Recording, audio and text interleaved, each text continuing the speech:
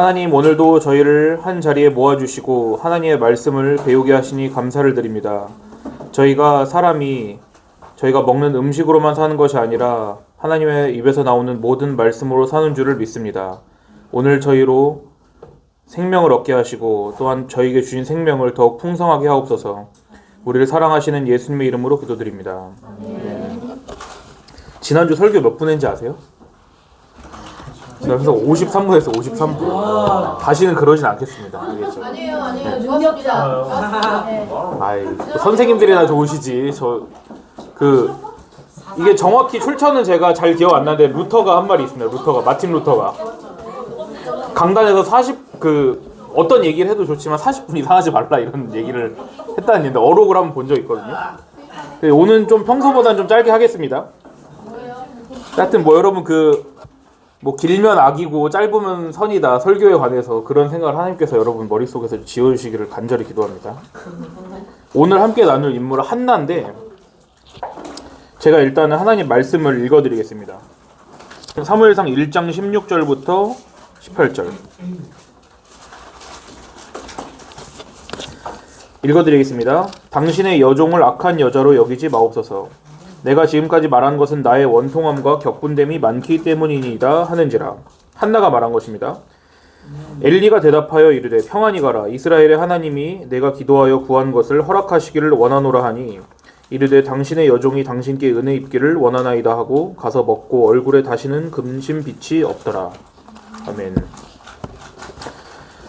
보통 교회에 한나라는 이름이 한 명씩은 있거든요. 그 학교에 한나 없나요? 네? 그쵸. 하경이 영어 이름 한나죠. 근데 우리 교회에서 이제 옛날에는 한나라는 이름이 꼭 한 명씩 있었거든요. 어딜 가든지 간에. 응? 이름 뜻이 뭐냐면 은혜입니다. 은혜. 여러분 신약 성경에 보시면 이름 비슷한 사람 또 나오는데 누구 아세요? 하나는 전두광에 있는 한하회고 그거는. 하나는 제가 알기로는 성경에 없습니다. 안나 있습니다. 안나. 안나는 겨울왕. 참 이거 참 성경을 겨울왕국을 보고 이거 성경에 나오는 이름인데 이래야 되는데 성경에 나오는 안나를 보고 이거 겨울왕국에 나왔던 애인데 너무 거꾸로 돌아가는 것 같지 않아? 아주 나이가 많은 여선지자인데 이제 예수님께서 오실 것을 미리 기다렸던 그 사람이 있죠. 그 다음에 예수님 신문 받으실 때 대제사장이었던 안나스라는 사람도 있습니다. 다 이름 똑같은 뜻이에요. 음성학적으로 보면은 이응이랑 히읗이랑 한 끗 차이기 때문에 저희가 이제 보면은 여러분 할렐루야를 알렐루야로 쓸 때도 있잖아요. 그것도 같은 맥락인데 한나, 안나, 안나스 다 같은 거고 또 더 익숙한 건 여러분 빨간 머리 N 있죠. N. 아니면 안내에 일기할 때 안내 다 똑같은 뜻입니다. 은혜란 뜻이라고요. 하나님 백성의 삶이 시작부터 끝까지 은혜라는 것을 잘 보여주는 이름이 바로 한나였죠. 전사님 이름에서 은자도 은혜 은자거든요. 거의 여러분 은 쓰시는 사람은 은혜 은자 쓰는 사람 많죠. 한나는 이제 어떤 남자의 아내였습니다. 남편 이름이 뭐였을까요? 한나 남편 이름.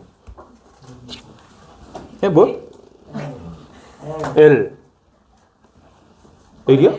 엘가나. 네. 하나님께서 소유하셨다 이 뜻입니다. 엘가나. 근데 한나의 남편인 엘가나는 한나 외에도 부인이 또 있었어요. 이제 바람핀 건 아니고요. 정식으로 이제 부인 2명이었습니다. 그 부인의 이름은 뭘까요? 분인나. 문영이 이따 점수 주겠습니다. 문영이는 지금 앞을 내다봤어. 남편 나왔으니까 100% 저 한 명 또 물어본다. 이거를 예견했던 것 같습니다. 눈치챘습니다. 분이나 이름 뜻까지 맞추면 주겠습니다. 점수를. 지금 못 들었죠? 하나 맞추니까 이걸 뭐라 그러죠? 하나 맞춰서 기분이 그걸 사자성어로 뭐라 그러지? 됐습니다. 넘어갑시다. 분인나는 여러분 궁금하지 않겠지만 산호 또는 진주라는 뜻이라고 합니다. 아내가 2명 이상 있다는 것은 21세기 우리 대한민국 입장에서 보면은 좀 이상한 것 같죠. 그 당시에는 흔한 일이었어요. 그러니까 일단은 엘가나를 이상한 사람이라고 여러분 생각하지 마시고 그때 당시 문화 안에서 이거를 보셔야 됩니다. 사실 여러분 지금 야곱 이야기를 몇 주 동안 들어오셨기 때문에 일부 다처제에 관해서 이해하는 게 그렇게 어렵진 않으시죠. 그냥 다 부인이 이렇게 2명 이상 있었나 보다. 그거도 아시겠지만 이제 일부 다처제를 하면 남편에게 무슨 일이 일어나는지도 몇 주 동안 잘 아셨죠? 예? 아주 힘들다는 거 알았잖아요. 현재는 일부 다처제인 국가가 적지만은 그 사람의 마음, 특히 남녀의 마음이라는 것은 동서고금을 막론하고 비슷합니다. 동서고금이 뭔 뜻인지 아는 사람? 네, 일부러 어려운 말을 썼는데 여러분의 지식을 테스트하려고. 동서고금을 막론하고 할 때 동서고금이 뭔 뜻이에요? 동양이나 서양이나 또 오래됐거나 현재거나를 막론하고. 알았죠? 무슨 말인지 알겠죠? 어느 시대 어느 나라와 상관없이 남자 여자의 마음은 다 비슷한 거라고요. 예를 들어서 이제 오늘 뭐 안 나온 사람이 타깃이지 뭐. 동훈이가 있습니다. 동훈이가. 안 나온 사람 재미없으니까 하윤이로 합시다. 하윤이가 이제 얼굴도 잘생겼는데 이제 가상 다른 우주의 하윤입니다. 능력도 많은 남자입니다. 하윤이가. 자기는 여자친구 한 명만 사귀는 게 너무 아까워. 응? 너무 겸손한 일이야 그건 하윤이한테는. 한 명은 너무 적은 거야 하윤이한테. 그래서 순수한 마음으로 생각을 했습니다. 내가 저 여자도 가져야지 이런 뜻이 아니라 정말 순수한 마음으로 두 여자친구와 내가 결혼을 해야겠다고 마음 먹은 거예요 하윤이가. 너무 깊게 생각을 하지 마십시오. 그냥 그런 예를 드는 거예요. 예를. 왜냐면 자기는 돈도 많잖아. 두 사람 먹여 살릴 수 있을 거를 확신하잖아요. 그리고 아이도 많이 낳고 싶습니다. 하윤이는. 근데 이건 그냥 웃긴 얘기가 아니라 일부 다처제 문화를 가진 국가에서 왜 일부 다처제를 하느냐 이유가 가장 큰 게 이 두 가지거든요. 예? 하나는 남편이 되는 사람이 경제적인 능력이 출중해요. 그리고 반대로 여성 쪽은 상대적으로 경제적인 능력이나 전체적인 조건이 열악합니다.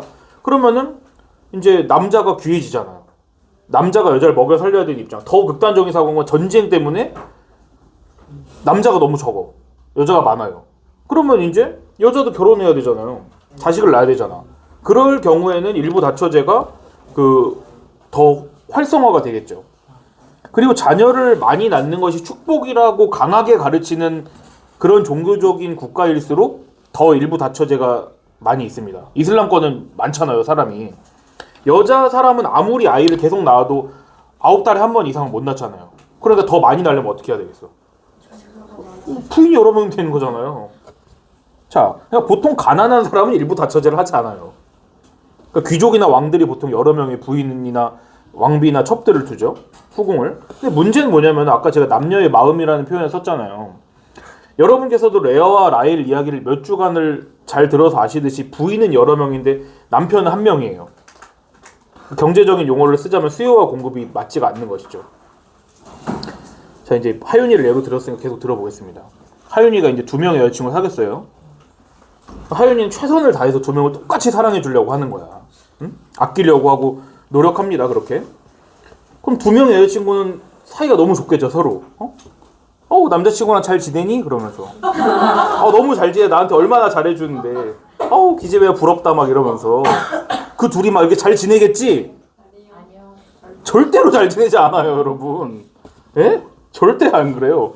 저는요, 여러분 강력 범죄 그 방송을 자주 보거든요, 유튜브. 그 옛날에 실제 그 강력반 형사였던 분이 이제 지금 은퇴하시고 교수가 되신 분이 나와서 하는 걸 자주 봐요. 근데 서로의 사랑을 독차지하지 못한 남녀 사이에서 얼마나 많은 강력 범죄가 일어나는지 여러분 모르시죠? 좀 잔인한 얘기지만 여러분 들어보세요. 어떤 살인 사건 현장이 제일 잔인할지. 1번 금전 관계로 다투다 죽였을 때. 2번 원한 관계로 죽였을 때. 3번 금전이 뭔 말인지 모르는 사람은 돈이란 뜻입니다. 돈 문제로 싸웠어요. 그리고 막 평소에 원한이 있던 관계야. 원한이 있던 관계로 죽였을 때. 아니면 강도 당했을 때. 4번째 남녀 관계로 다투다가. 이걸 이제 어려운 말로 치정이라고 그러죠. 아까 누가 말했는데. 어떤 현장이 제일 잔인할까요? 원한? 치정이 제일 잔인하대요. 현장이. 살인사건 현장이. 제일 끔찍한 거 보면은 형사가 말한대요. 야, 이거 치정이라고 생각하고 조사해봐. 이렇게 한다고 하더라고요. 자, 그러니까 여튼간에 이런 여러분이 이해를 잘 하기를 돕기 위해서 제가 이제 좀 잔인한 얘기를 한 것입니다. 이게 무섭게 왜 애기 소리가 막 들리지? 애기 울음소리가 막 들리지? 다 들리는 거죠? 저만 들리는 게 아니죠? 나만 내 귀에만 지금 애기 울음소리가 들리는 줄 알고. 자, 깜짝 놀랐네. 자,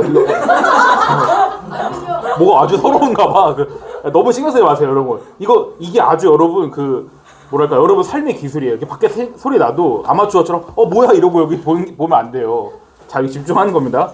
자, 여튼 한 남자와 한 여자가 서로만을 사랑하도록 하나님께서 사람 본능 속에 심어놓으신 그 씨앗은 결국 그 일부 다처제 같은 걸로 제거가 되지 않는다는 거예요.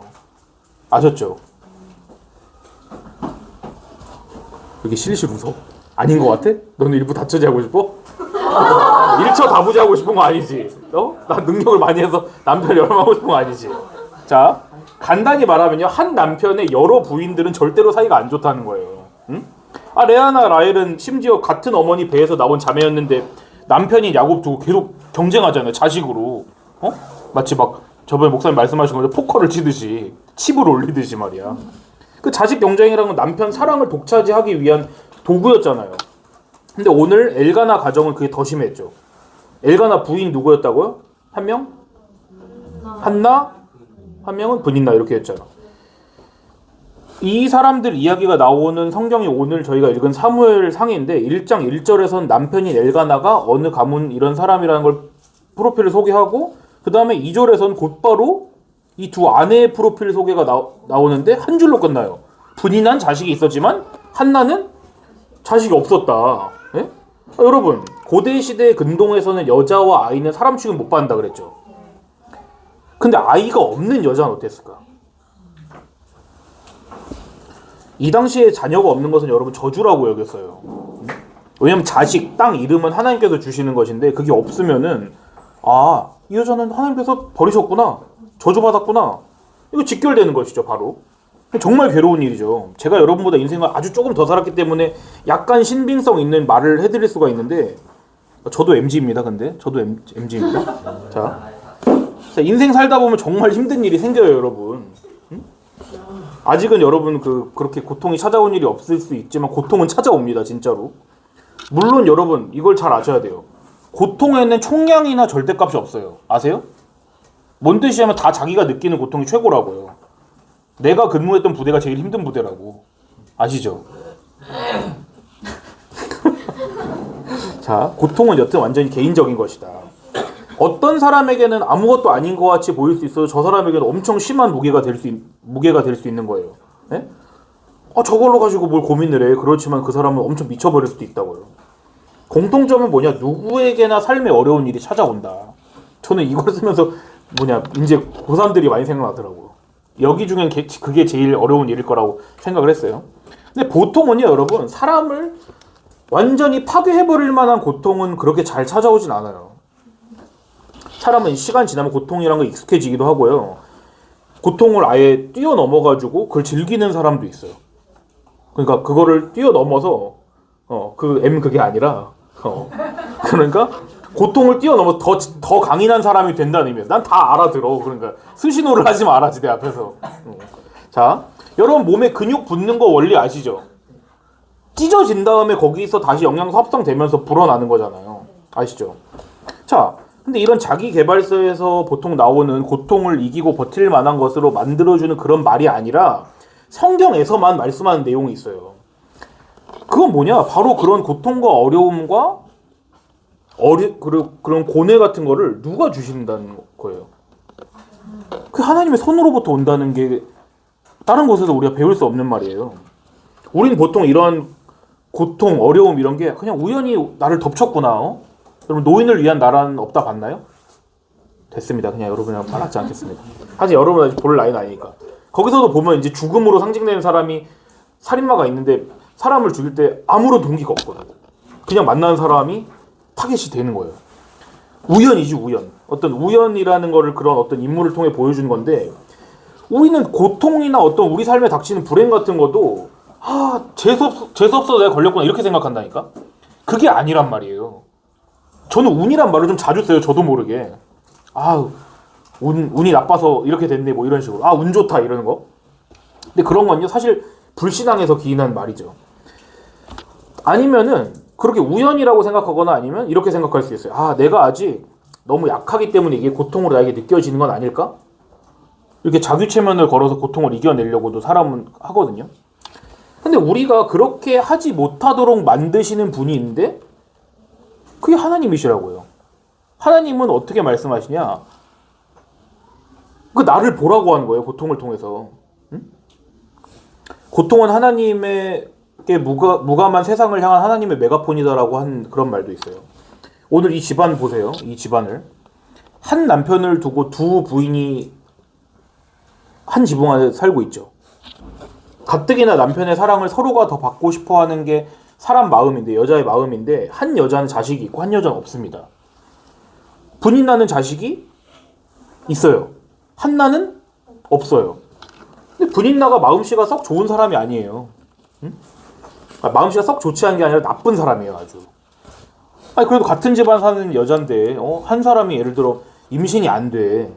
그러면은 그게 하나님의 저주로 여겨지던 시대니까 그래도 한솥밥 먹는 사람인데 너무 불쌍하잖아. 그런 마음이 들 거 아니에요, 여러분.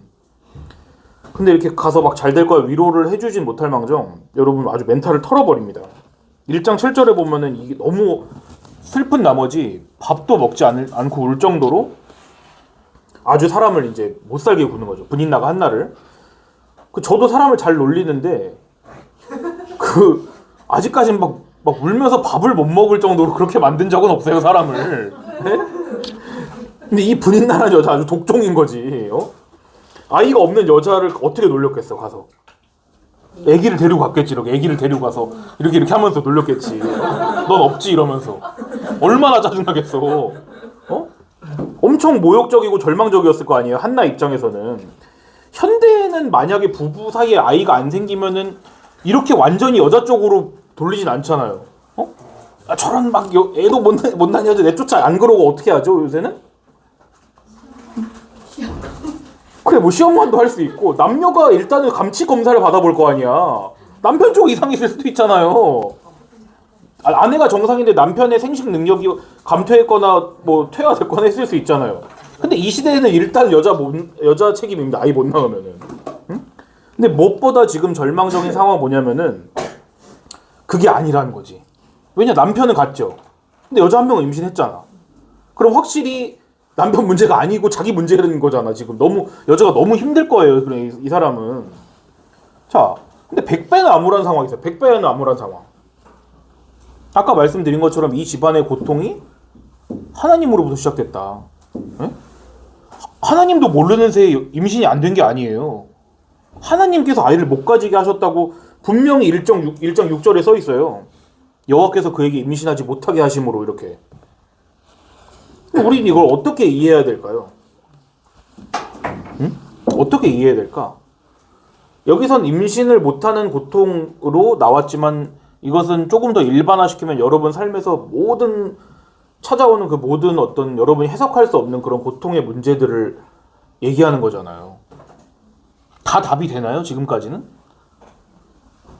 하나님의 말씀인 이 성경은 지금 한 여자가 아이를 갖지 못하는 상황이 이 여자의 문제야 이렇게 얘기하는 것도 아니고, 그 남편의 문제야 이렇게 얘기하는 것도 아니고요, 환경 호르몬 문제야 이렇게 얘기하는 것도 아니고요, 스트레스 때문이라거나 마귀 때문이라고 이렇게도 얘기하지 않습니다. 성경은 지금 고통의 문제가 하나님께로부터 직접 왔다고 얘기하고 있는 거예요. 우리는요, 흔히 구름 위에서 무지개 타는 것 같은 그런 생각을 할 때가 많아요. 물론 저는 아름다운 이 청소년기에 있는 여러분의 환상을 깨버리고 싶진 않지만은, 뭐라더라? 여학생들은 쓰레기차만 지나가도 웃는다 그랬나? 뭘 보면 웃는다 그랬잖아. 네? 낙엽 불러가는 거예요? 죄송합니다. 제가 뭔가 헷갈린 모양이에요. 그러니까 여튼 간에 고통이란 거 여러분 별로 생각하고 싶지 않은 나이잖아. 응? 낙엽 굴러가는 거였군요. 전 쓰레기차라고 해요. 자, 여튼 여러분 이렇게 이런 얘기만 들어도 깔깔 웃잖아요. 근데 여러분 제가 예언을 하겠습니다. 예언을. 그 선지자들이 입만 열면 불길한 소리를 하기 때문에 이스라엘 사람들은 선지자를 별로 안 좋아했지만은, 여튼 저도 여러분과 같은 하나님 백성으로서, 또 학생으로서, 또 그리고 한 명의 제자로서, 인생 선배로서 예언을 하자면은, 우리 삶엔 반드시 고통이 찾아와요. 반드시 여러분이 고통이라고 느낄 만한 일이 찾아올 거라고요. 물론 무게가 개인마다 다르겠지만 고통은 찾아옵니다. 여러분 중에 이미 고통을 겪고 있는 분도 있겠죠. 게임하다가 큰 맘 먹고 이제 엄마한테 걸려서 뒤질 각오라고 현질을 딱 해서 카드를 뽑았어. 근데 쓰레기 캐릭터가 나와서 고통을 겪을 수도 있겠죠. 네? 혹은 뭐 성적이 안 올라서 고통을 겪고 있는 사람도 있겠죠. 진로 문제로 걱정한 사람도 있겠고요. 좋아하는 사람과 잘 안 돼서 걱정하는 사람도 있겠고요. 여튼 여러분 삶에는 여러분이 해결할 수 없거나 해석할 수 없는 문제들이 다 있다고요. 예? 근데 우리가 그 문제랑 고통들을 다룰 때 절대 잊어서는 안 되는 사실이 있는데 그게 뭐냐? 계속 전선이 말하듯이 하나님께서 그것을 주셨다. 그거를 전제로 깔고 우리가 생각해야 되는데 그게 어려운 거예요. 그게 아니면 더 좋겠거든. 이 사실을 알면요. 대다수의 우리는 이걸 알기 전보다 더 고통스러워질 거예요. 안 그래도 힘들어 죽겠는데 이 일을 계획한 분이 계시구나. 전혀 나아지지 않죠, 상황이.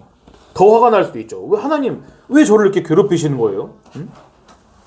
그래서 저희는요, 그런 상황을 알고 그런 상황 속에 있었던 성경 인물들이 어떻게 승리하고 거기서 나오고 하나님과 더 바른 관계에 들어간지를 배워야 되는 거예요.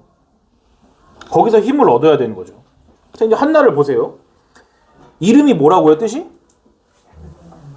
은혜였죠, 은혜. 이름 뜻이 은혜인 사람이야, 지금. 근데 저주를 받은 삶이라고 놀림을 당하고 모욕을 당하고 있어요. 슬픔 가운데 있죠. 근데 더 슬프게 하는 게 뭐예요? 이 모든 거를 하나님께서 허락하셨다. 근데 이상한 건 뭐냐면 한나가 하나님을 버리지 않는다는 것입니다. 하나님을 떠나지 않는다고요. 괴로워서 미칠 것 같았지만 한나가 어디로 가나요? 어디요? 교회요? 교회라고 하지 말고 성경에 있는 그 단어를 써보세요. 실로. 실로. 그렇죠. 실로에 있는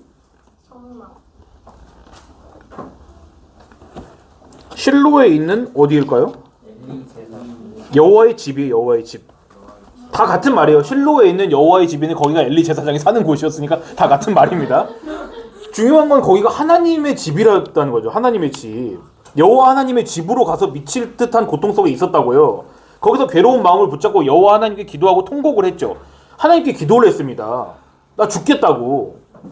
무슨 말이라도 해주시라고 기도를 한 거라고요. 이상하죠? 하나님 버릴 수도 있잖아요. 용하다는 점쟁이 이 당시엔 없었을까요? 애 잘 낳게 해주는 점쟁이? 아이 낳는 부적을 써가지고 부처님 코를 갈아 마셔라 그렇게 얘기해줬을 수도 있잖아요. 근데 왜 이 한나는 마음이 괴롭고 비참하고 슬픈데도 하나님의 집을 떠나지 않았죠? 그게 여러분이 고통을 만나게 되면 여러분이 해야 되는 일이에요. 하나님이 당장 음성으로 답을 주지 않습니다. 네? 근데 이게 하나님을 사랑하는 방법이었다고요. 하나님을 사랑하고 믿어보려고 발버둥 치는 게 그게 한나가 택한 방법이었다고요. 그리고 기도라던 중에 하나님께 이런 맹세를 합니다. 성경에는 서원이라고 나와 있지만 여러분에겐 맹세라는 단어가 더 익숙하고 편할 테니까 맹세라는 단어를 썼습니다. 제가 뭐라고 맹세하냐면 1장 11절 보세요. 1장 11절에 서원하여 이르되 만군의 여호와여 만일 주의 여종의 고통을 돌보시고 나를 기억하사 주의 여종을 잊지 아니하시고 주의 여종에게 아들을 주시면 내가 그의 평생의 그를 여호와께 드리고 삭도를 그의 머리에 대지 아니하겠나이다. 자, 뭘 하고 있죠 지금? 서원을 하고 있죠. 서원의 성격이 어떤가요? 근데 이 맹세의 기도를 줄여보면 이렇게 줄일 수가 있습니다. 만일 하나님께서 제게 뭐뭐 해주시면 제가 뭐뭐 하겠습니다. 이프절이죠 여러분. 이프절. 자, 이거 마치 하나님과 지금 딜을 하는 것 같잖아요. 거래를. 하나님 이거 뭐뭐 해주세요? 그럼 제가 이거 하겠습니다. 이런 식으로. 제게 아들을 주세요. 그럼 제가 그 아들 하나님께 바치겠습니다. 참고로 이 맹세 뒷부분에서 삭도를 그의 머리에 대지 않겠다라는 말에서 삭도가 뭐게요? 삭도. 가위? 뭐라고요? 그리고 면도기예요. 면도기 사실. 삭도라는 건 이제 그 면도칼이지. 면도칼. 그러니까 머리를 깎지 않겠다는 뜻인데 이걸 뭔 뜻일까? 민수기 6장에 나온 나시린 규정이에요. 나시린 들어봤어요? 나시린이 뭐냐면요. 어떤 특정한 목적을 위해서 일정 기간 동안 하나님 앞에 내가 헌신하겠다라고 하는 사람을 나시린이라고 하는 거예요. 나시린의 특징이 몇 가지인데 간단히 말씀드리면은 내가 나시린으로서 하나님께 나를 드리겠습니다라고 서원한 이 맹세의 기간 동안은 술은 물론이고 포도로 만든 건 아무것도 먹으면 안 돼요. 포도에서 나온 건 아무것도 먹으면 건포도도 안 돼요. 그리고 시체를 만지면 안 돼요. 동물이든 사람이든 사체를. 그리고 특별히 면도칼로 머리를 깎으면 안 돼요. 머리를 하여튼 손대면 안 돼요. 그냥 장발이 되도록 놔둬야 돼요. 이게 특별 맹세예요. 나실인이라는 것은. 이렇게 맹세를 한 사람을 나실인이라 그러는데 여러분 잘 아는 인물 중에 누가 있어요? 대표적 나실인. 삼손 있죠. 삼손도 나실인이었어요. 자, 삼송이 아니라 삼손이라고. 삼송이 아니라 삼손. 자, 샘슨이에요. 샘슨. 여튼 지금 한나가 나실인 서원을 하는데 자기 아들을 내가 하나님께 평생 나실인으로 바치겠습니다 이러는 거예요. 잘 보세요. 우리가 이걸 하나님이랑 한나가 지금 거래를 하는 거라고 생각할 수가 있죠. 하나님께서 이거 해주시면 내가 이렇게 하겠습니다. 이렇게. 근데 여러분이 전 잘 모르겠어요. 여러분이 기도를 얼마나 또 어떤 식으로 하면서 사는지 잘 모르겠어요. 그건 제 불찰입니다. 여러분의 집에 방문해가지고 여러분이 기도를 얼마나 하는지 무릎을 꿇고 기도하는지 이런 거를 다 봤어야 되는데 그렇게 하지 않은 제 잘못입니다. 근데 여튼 여러분도 기도할 때 하나님께 이런 식으로 보통 하지 않나요? 기도를 한다면은? 보통 거래의 기도를 하지 않냐고요. 하나님 아이고 이번 한 번만 시험을 잘 보게 해주시면 제가 다음부터는 절대로 쇼츠를 보지 않고 제 손가락을 자르는 한이 있더라도 반드시 열심히 공부해서 좋은 성적을 받겠습니다 하고 이렇게 당장 순간을 모면하게 해달라고 기도하지 않나요? 하나님의 영광을 위해 살겠다고 다음부터는. 우리가 얼핏 보기에 한나도 하나님께 그렇게 거래를 하는 것 같잖아요. 지금 하나님 제가 아이를 낳아서 이 분인나 X 코도 좀 납작하게 만들어주고 네? 남편에게 좀 사랑받고 인정받게 해주세요. 물론 엘가나가 한나를 지극히 사랑했다는 거는 나옵니다. 하여튼 여자로서 쪽팔려서 못 살겠어요 하나님. 근데 지금 한나 기도가 이런 게 아니에요. 잘 보면은 한나가 지금 뭘 원하는 걸까? 애 낳는 걸 원하죠. 근데 애 낳는 게 목적이 아니라는 거야 지금 문제가. 지금 상황이 한나에게 아주 불리하고 절망적이에요. 지금 한나가 자식 달라고 기도하는 것 같죠. 아들 달라고 하는 것 같죠. 근데 그게 최종 목적이 아니에요. 한나의 목적은 뭐냐면 하나님께서 지금 자기를 사랑하시는지를 알고 싶은 거예요. 정말 자기를 사랑하시는지 아닌지를 알고 싶어서 간절하게 싸우는 중이라고요. 하나님께서 살아계시고 자기를 돌보시고 자기를 사랑하신다는 그 증거를 내가 얻기를 원하는 게 그게 더 본성적인 기도를 하는 거예요. 지금 그게 본성적인 기도예요. 그걸 보여주시라고. 한나는 그 징표로서 아들을 달라 그러는 거지 아들 자체를 원하는 게 아니에요 지금. 그리고 답을 잘했습니다. 아들을 주시면 아들을 하나님께 드리겠다고 맹세하는 걸 보면 알 수 있잖아요. 아들이 최종 목적이라면 내가 왜 아들을 드리겠다고 거래를 해? 이렇게 하는 걸까? 일단 아들을 드리겠다고 기도를 해놓자. 그 다음에 아들을 주시면 내가 다시 다 가져가자. 이러지 않았을 거라고요. 한나는요, 자기의 그 기도를 옆에서 이제 듣고 있던 엘리 제사장에게도 이런 심정을 다 토로해요. 응? 이 엘리 제사장이 나이도 많고 뚱뚱하고 눈도 거의 멀었습니다. 영적으로도. 그러니까 이 여자가 너무 고통스러워서 하나님을 보여주시라고 그렇게 기도를 하고 있는데도 옆에 와서 계속 이 사람이 너무 이제 고통스러우니까 이렇게 하고 기도를 하고 있었을 거 아니에요. 옆에서 뭐라 그러냐면, 야, 너 술 취했지? 너 왜 술 취해서 하나님의 집에 와서 하나님의 집을 더럽혀? 이러니까 그때서야 한나가 그게 아닙니다, 제사장님. 응? 말하자면 목사님이죠. 목사님 그게 아니라 제가 너무 마음이 괴로워서 그래요. 그러니까 이렇게 털어놓으니까 엘리 제사장이 그때서야 평안히 가라. 이스라엘의 하나님께서 너가 기도하여 구한 것을 허락하시길 원한다. 이 엘리 제사장 말을 듣고 그때서야 이제 평안이 돌아갑니다. 한나의 말이 뭐냐? 오늘 1장 18절에 당신의 여종이 당신께 은혜 입기를 원하나이다. 이거예요, 여러분. 우리 고통의 문제의 원인은요, 그 근원을 찾아보면은 여러분 자신이 부족한 것도 있겠죠, 당연히. 물론 거기서도 고통이 옵니다. 근데 그게 본질적인 문제가 아니에요. 여러분 환경이 안 따라줄 수도 있죠. 근데 그것도 본질적 문제가 아니에요. 진짜 우리를 고통스럽게 하는 건 아까 뭐라 그랬어요? 이 문제와 어려움을 주신 분이 하나님 자신이라는 것에 있다 그랬잖아요. 정말 하나님 나를 사랑하시는 게 맞긴 할까? 정말 나를 사랑하신다면 이런 일을 나에게 할 수 있어? 이런 것에서 오는 더 본질적인 고통인 거죠.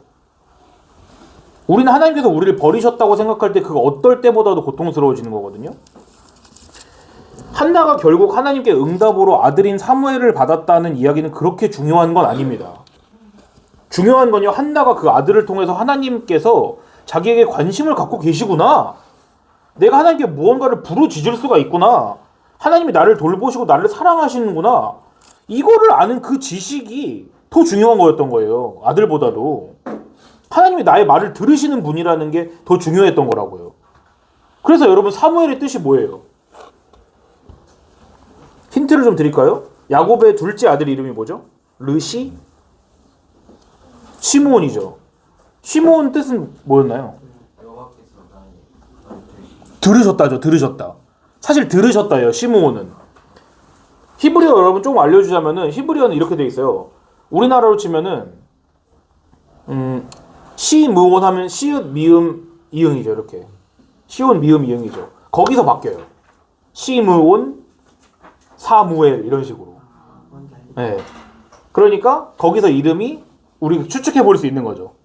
고맙습니다. 진짜 알겠다는 뜻이에요. 저거는 운영이 진짜 알겠다는 뜻이에요. 하나님께서 나의 말을 들으셨다 이거잖아요. 그게 중요한 거예요. 그러니까 오늘 우리가 배운 것처럼 한나의 이름 뜻은 은혜입니다. 은혜. 한나는 하나님께 거래를 해서 아들을 얻어 타낸 것이 아니고요. 또는 한나가 너무 고통스럽기 때문에 하나님께서 그걸 위로하려고 아들을 주신 것도 아니에요. 하나님께서는 한 사람의 인생을 통해서 단 한 가지만 가르치세요. 똑같은 걸 가르치세요. 여러분 인생을 통하여서도 반드시 여러분 고통 찾아온다고 했습니다. 그런데 그때 하나님께서 결코 하나님이 우리와 멀리 계시지 않으시고 우리와 가까이 계시고 우리의 기도를 들으신다는 것을 알기 원하신다고요. 하나님께서 그러시잖아요. 나는 너희가 여호와를 알기를 원한다 그러잖아요. 오늘 이거랑 관련해서 여러분 분반 공부하실 때 여러분 교재를 좀 조심스럽게 보십시오. 선생님들께서도 은혜에 초점을 맞춰서 그 강의를 해주시고요. 제가 자세히 읽어보니까 아주 함정 같은 문장이 몇 개 있습니다. 예? 기억을 하세요. 여러분 하나님 백성의 삶은요 처음부터 끝까지 은혜입니다. 아세요? 여러분이 칭의와 양자와 성화와 이 모든 걸 배우는 것도 여러분이 하는 일이 결국에는 없구나 이걸 배우기 위해서 배우는 거예요. 오늘 여러분 배운 설교도 잘 기억해 보세요. 야곱이 정직해서 축복을 받은 것인가요? 라반이 부정직해서 저주받은 것인가요? 그게 아니에요. 여러분 반대예요. 하나님께서 어떤 사람에게 복을 주셨기 때문에 그 사람이 다른 하나님께서 복 주시지 않은 사람의 복을 가져온 거예요. 성경은 대단히 편파적인 이야기입니다. 여러분 우리가 잘하면 잘 주시고 못하면 못 주시고 이런 얘기가 아니라고요. 그 반대를 가르치기 위해서 그런 얘기들이 있는 거란 말이에요. 성경에. 제가 여러분 말씀 한 절을 읽어드리고 오늘 공부를 끝내겠습니다. 여러분도 한번 펴보세요. 그 에라고 돼 있는 데가 있어요. 구약에 예 다음에 렘 다음에 에라고 돼 있는 데가 있어요. 예레미야 에가거든요. 예레미야 에가 3장 33절입니다. 예레미야 에가 3장 33절 333이요. 읽어드리겠습니다. 주께서 인생으로 고생하게 하시며 근심하게 하심은 본심이 아니시로다. 아멘. 기도하겠습니다. 우리 샘찬이가 오늘 마무리 기도했죠.